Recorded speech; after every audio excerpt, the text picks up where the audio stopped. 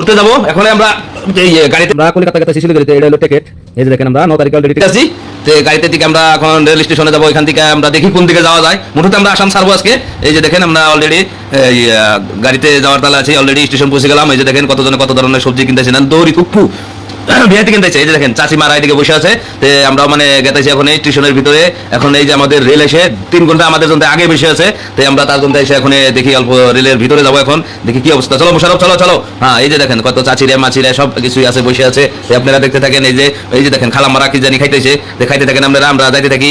এই যে দেখেন আমরা পায়ে গেছি অলরেডি। ট্রেন আমাকে যেটা ডাব্বা পাওয়া অবস্থা হয়েছে। মোশারফ আমরা ট্রেনে ঢুকি ঢুকো। এই যে আমরা অলরেডি আমাকে ডাব্বায় ঢুকে গেলাম। দেখেন এই যে দেখেন কি মজা, এসি একদম ঠান্ডা কুল কুল। এই যে আমরা অলরেডি এসে বসে গেছি। দেখতে থাকেন আপনারা। আমরা আজকে এই আসাম থেকে চলে যাব, একদম কোথায় যাবো এখনো ঠিক করি নাই। হ্যাঁ দেখতে থাকেন আপনারা। এই যে আমি অল্প চুলের একটু তেরা বেড়া ঠিক করে নিলাম। এই যে অলরেডি আমরা চলে গেলাম। এই যে রেল অলরেডি চলে গেতেছে, দেখতে থাকেন আপনারা।